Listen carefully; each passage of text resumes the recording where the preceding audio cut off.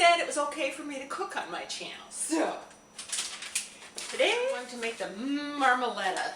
Marmellata de Mandarin Marmalade. And I've made it before, and I used up some oranges in it too. And it was really yummy. Of course, I like marmalade. Some people do, some people don't. I'm going to use a little scale because it says by weight. And I turn it on. And I turn it on. And I put the bowl on and it will register it at 0.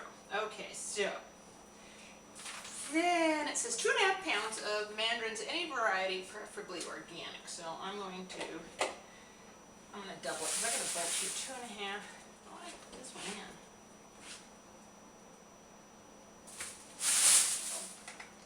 Doubling it has 2, 4, 6, about 8 mandarins in it. Alright, so now I'm going to wash them, and the instructions say wash 2 or 3 of the mandarins, zest them. So I'll probably zest 4 of them, and that leaves 4.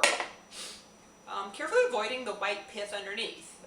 Should get about a tablespoon, so I want 2 tablespoons.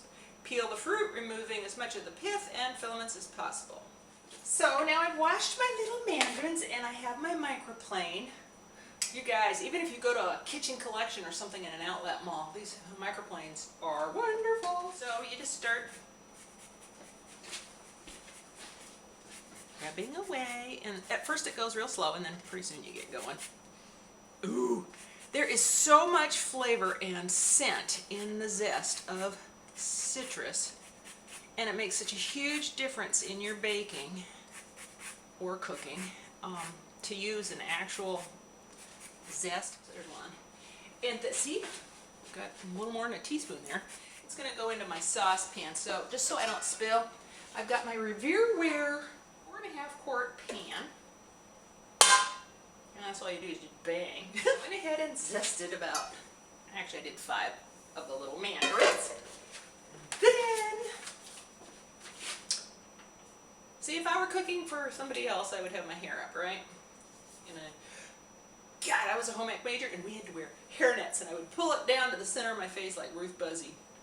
These are old TV shows, but so us folks that are mature would know what the heck I'm talking about. Okay, so work your bowl to catch the juices. Cut each mandarin in half around its equator. Peel all my fruit, removing as much of the pith and filaments as possible. Work your bowl to catch the juices. Okay, so now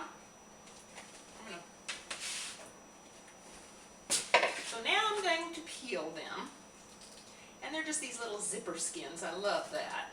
And you compost. City people probably all have what are those things? Garbage disposals in your sink. That looks like a really lazy man's way. You just pour it down the sink. And I get so worried when people come here if they're from the city, because we're in a septic tank and you can't pour it down the sink. You clog everything up. Now I have peeled all my guys. I'm going to take their peelings and put it in the compost. And this goes over by the door and it goes to the garden, and we bury it. Working over a bowl to catch the juices, cut each mandarin in half around its equator and pick out any seeds. Well, there aren't many seeds in these. Place the halves along with any juice they've expelled in the fruit processor and process for about a minute until you have chunky puree. So I'll take my little knife and not cut myself. And now I'm getting to the bottom of the bowl, and so I want to be careful that I don't cut the bowl, because it's just Tupperware. See, I just kind of cut them up, and then whatever juice, which isn't much, clean up my mess. In home ec, we always learn, clean up your mess as you go. We had like a whole bunch of kitchens, and you had like that much kitchen, so you'd work and clean, work and clean. Alrighty, so now I've placed the halves along with the juice they've expelled into the food processor. Process for about a minute until you have a chunky puree. I know you guys aren't going to be able to, well, maybe you can see this guy. So here comes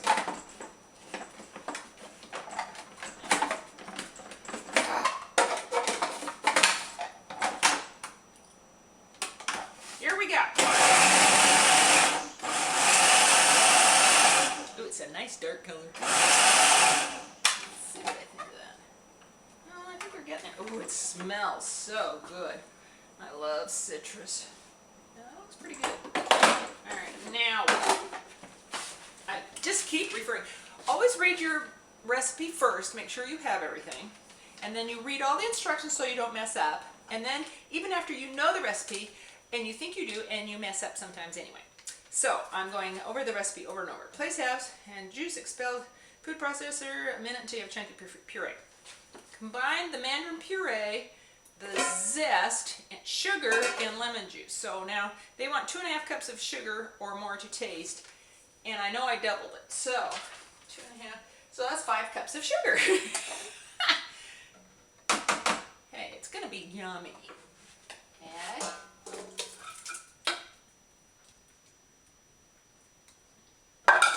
Well, so we have this. Oh, there's a seed. So here is how much pulp I have up there. See that? We didn't see amount of fruit. We had to put in 5 cups of sugar. So, open up my bin. Yes, I buy sugar by the 25 pounds. Because I'm always, well, I better count first. I feed hummingbirds. I make jams and jellies. I put up a lot of food. Okay, so 1, 2,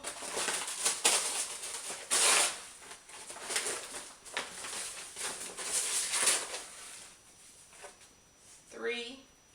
I'm gonna run out. See, I'm using up all my 25 pounds. Oh, I guess I should brag about that. 3. Well, I set that on top of the sugar. Pour the rest of it in.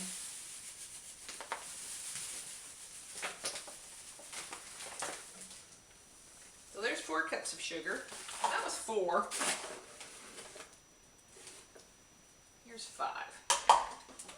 And then it's going to get hot, so I want to use a spatula or a wooden spoon that you can get over 500 degrees or whatever it does. So then, here's what it kind of looks like. I'm starting to stir it.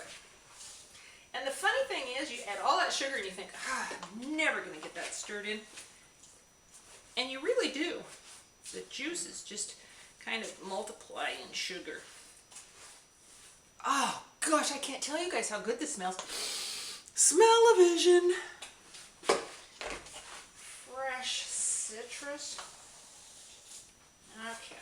Combine mandarin puree, zest, sugar, and lemon juice. Juice of 2 to 3 lemons. So my daughter sent me some lemons from Arizona.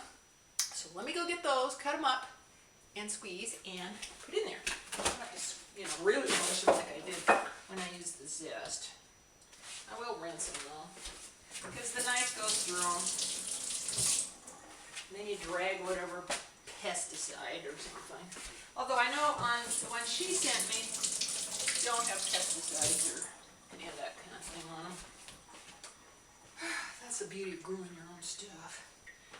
Okay, and I can use my same knife if I can find it.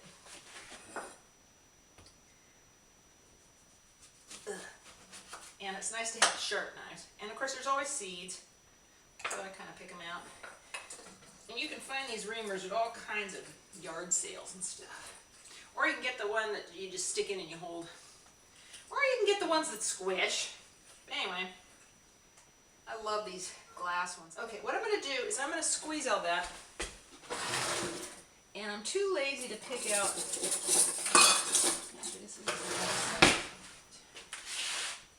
Pick out the seeds, so I'm going to just pour it through here with it. Oh, look at that. The fresh lemon. She picks them off the tree. Oh. She was so fun when we visited her when she was in Peace Corps in Honduras. And she would take us around and we'd meet all her villagers. And they go, oh, Jessica, because it's Spanish and they can't say J. And they would give her, one gave her some little flowers, edible flowers. And it's a very, very poor village that she was in. Honduras is, anyway, third world. And so then she would take those flowers or whatever, and we'd visit the next people. And they would give her something. I should have had a little spoon. They would give her something else, you know, like bananas or something. So she'd put those in her bag and thank them. And as long as they weren't relatives, then she'd pull in her bag and she gave them the flowers or whatever it was. I just remember there were these little edible flowers. They weren't like the kind that you pick and, I mean, there was no stem or anything to them. Alrighty, to the compost. Oh, it's so nice to have fresh fruit in your refrigerator or garden where you can just go out. Oh, I need some parsley, and then you got it.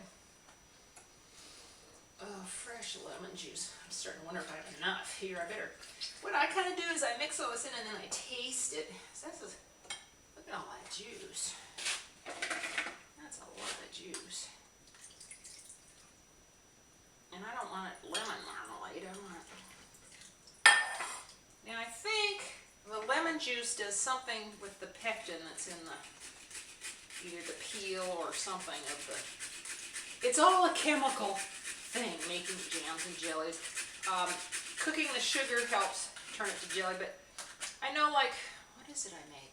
Oh, the raspberry jam and stuff.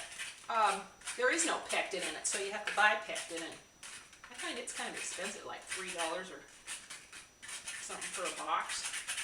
But anyway, that's what makes it gel. That and cooking a certain length of time. And I scrape the bottom because there's always a whole bunch there. And then, see, so there's the juice with the, stir that up. And I'm going to start turning on the heat. On the range, you don't call it a stove, it's called a range. A stove is what you build fire in, I think. You had to call it a range. We couldn't call it a fridge because Frigidaire was a brand. We had to call it a refrigerator.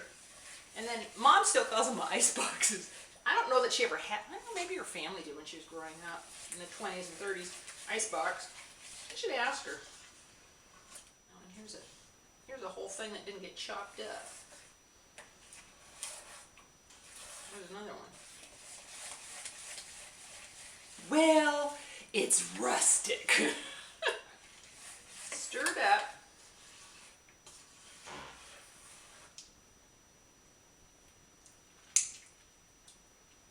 Ooh, that is good. I think that's enough lemon juice. So, I'll just stick this in. This is going top of the range, and it said a heavy pan. I wanted to use a big pan. So, combine the Mandarin puree, the zest, sugar, and lemon juice in a large, heavy saucepan. Bring to a boil over medium-high heat, so I got to turn it up. I only have it on number 4. Then reduce heat so it continues to boil gently. Allow the mixture to cook, stirring occasionally until it sets, about 25 to 30 minutes. To test the set, place a saucer in the freezer for a couple of minutes. Well, we'll do that later. Okay, so I need to bring it to a boil, and then as soon as it gets to a good boil, turn it down to a simmer for 30 minutes. So, I will show you what we've got here, and then I will. And that's as far down as my little silly tripod will let my candle go. So, candle go. God! At least my hands know what they're supposed to be doing. My brain doesn't. So anyway, there goes that. And I have it on medium-high. I have it on number 6. 7's as high as we go. Unplug the processor. And that's it for a little while. So now it's coming to a good rolling boil while I stir. I'm going to turn it way down because I know my cooktop will keep it at a boil. Stir it up and let it go for 25 to 30 minutes. Stay in the pan. Now it's going a little slower. I got about 20 more minutes to go.